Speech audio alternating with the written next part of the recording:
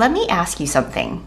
Have you ever walked into a room and felt tired and nothing even happened yet? Definitely yes for me, and that's clutter talking. The other day I saw this graphic about things that you should let go of, and it really resonated with me because this is exactly where I am right now. And if you found this video, take this as your sign to start too. In the past year, I've done 3 full rounds of decluttering, mostly my stuff and my kids' stuff. My husband, not so much. He doesn't really love me touching his things, so I mostly leave them alone, although a few items may have quietly disappeared that he would never notice. But honestly, the deeper reason I've been decluttering isn't just about space.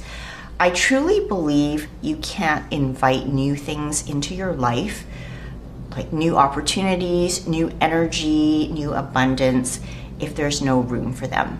So today I'm sharing 13 things to remove from your life, and I'm not just talking about stuff. Some of this is emotional, digital, and relational clutter too, especially for those of us over 50 who are craving more ease and less overwhelm. So grab your coffee and let's talk about these 13 things together. Let's start with the closet because that's always where it begins. So number 1, clothes you haven't worn in 2 years. If you haven't worn something in a year or 2, ask yourself, does this fit my body today? Does this fit my lifestyle now? Would I buy this again if I saw it in a store or if I lost it? For me, this has been about letting go of a scarcity mindset, which is often at the root of hoarding. So how do we do this? I pull everything out and create 3 piles: a love it, maybe, and donate. And be honest, someday is usually code for never. 3 rules I follow. Definitely get rid of things that don't fit you anymore, that have holes and stains. And there are so many benefits to decluttering. Less decision fatigue, easier mornings when you have to get dressed, and a closet that supports who you are now, not who you used to be or who you hope to be in the future. Number 2, expired makeup and skincare products. Be honest, how old is that foundation? Expired makeup and skincare can irritate mature skin, cause breakouts, and even eye infections. How do we do this? Check expiration dates. If it smells off, looks separated, or you can't remember when you bought it, toss it. And the benefits will be healthier skin, better results, and a simpler beauty routine that actually works for skin over 50. Number 3, broken gadgets collecting dust. And these would be things like old phones, tangled cords, a printer that might work again. For instance, I have this coffee machine that stopped working months ago, and I keep saying I'm going to take it to this weekend marketplace where they fix things for people for free, and I haven't done it, and I'm never going to do it, so that's got to go. How do we do this? So if it's been broken for more than 6 months, recycle it responsibly or drop it at an electronics recycling center. And the benefits for you is less visual clutter and less mental stress from unfinished projects silently judging you. Number 4, shoes that hurt your feet. If they hurt, they have to go, period. At this stage of life, comfort is not optional. It's a form of self-respect.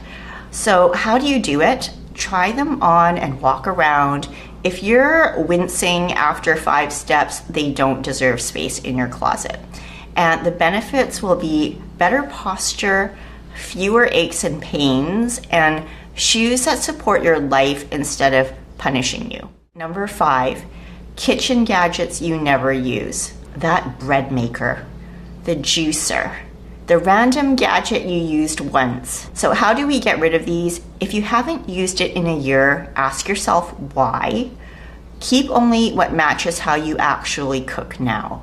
And the benefits are going to be clear countertops, quicker meal prep, and a kitchen that feels calm instead of chaotic. Number 6, worn out towels and sheets. If your towels feel scratchy and look dingy and your sheets are threadbare, why are you still sleeping on them? How do we lose these? Replace one set at a time, and you can use the old towels for cleaning or donate them to animal shelters. The benefits are better sleep, small everyday luxuries, and a subtle but powerful upgrade to your daily life. Number 7, outdated magazines. Stacks of old magazines are just delayed decisions. For years, I kept this big box of vintage fashion magazines, mostly Vogue magazines from the 80s and 90s, which I started looking at as a teenager, and I just liked the covers. And that's mainly the reason why I kept them. They just sat there, never looked at them, and I did end up getting rid of them, except for maybe 5 that I thought were really cool from the 80s. So ask yourself, what purpose are these old magazines serving and taking up room in your house now? How do we get rid of these? Recycle what's outdated. Keep only what truly inspires you or feels relevant right now. The benefit of this is less visual noise and more mental clarity. Okay, number 8, toys your kids outgrew.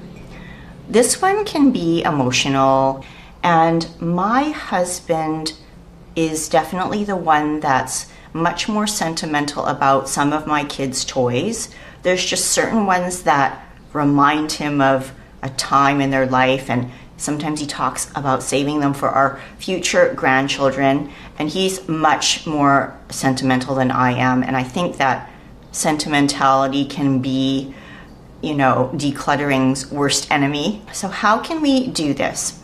Keep a few meaningful items, then donate the rest to families who will actually use them. There are lots of kids and families in need who would absolutely love those toys and be thrilled to receive them. And that's really a nice way to pass them on, as well as making space in your home. And the benefits are you honor the memories without being buried by them. Number 9, junk emails cluttering your inbox. If opening your inbox stresses you out seeing that mess of junk mail in there, then it's time. And how do we do this? Unsubscribe aggressively to every store you've ever bought things from, people who've gotten a hold of your email and are spamming you multiple times a day. You can also create folders to organize your emails and just delete anything that no longer serves you. And the benefits of this is less stress, fewer impulse buys, and better focus on the things you need to prioritize. Number 10, apps you never open. So if you've got a bunch of apps on your phone that you've downloaded and you don't use them, these don't need to live on your phone. And this is something I personally try to do every so often because apps also take up a lot of memory on your phone. So how do we do this? Delete unused apps in one go. You won't miss them, and the benefits will be a cleaner digital space and a phone that actually works better. Number 11, duplicate or blurry photos. Thousands of photos can quietly become emotional and digital clutter. I think a lot of us have thousands of photos and videos on our phones that we don't actually go through and edit. And I know when I want to find a photo or look through the photos that are really meaningful, it's just a big mess, and it's hard to even locate what I'm looking for sometimes. So delete those duplicate and blurry photos weekly and keep the photos that truly matter. The benefits, of course, is easier memory keeping, less digital overwhelm, and being able to open up your photos and enjoy everything that you're seeing. Number 12, subscriptions you don't need. So these could include streaming services, apps, beauty boxes, those little charges that add up. I did this recently and I found I was being charged $19.99 for some exercise app that I had once subscribed to, and you may find you're being charged $10 for this or that thing that you may have forgotten about, and these things can add up and are just a total waste of money. And number 13, negative friendships. And this is a big one. If someone constantly drains you, criticizes you, or keeps you stuck in the past, it's okay to create distance. And this is a huge part of you setting boundaries for your own peace, and it's a big part of self-care. How do we do this? You don't need a dramatic breakup. Just quietly step back and invest in relationships that feel safe and supportive and where you feel seen and heard. Decluttering after 50 isn't just about getting rid of things. It's about making room for calm, room for joy, room for abundance. And letting go doesn't mean losing. It means trusting that you don't have to hold on to everything to feel safe anymore. And for me, releasing that scarcity mindset has been just as freeing as clearing out my closets. So if you're in this season too, where you're slowly letting go of what no longer fits to make space for what's next, know that you are doing what will allow new and better things to come into your life. And if you found this video helpful, don't forget to like and subscribe below. That would be really appreciated. And until next time, have a great day.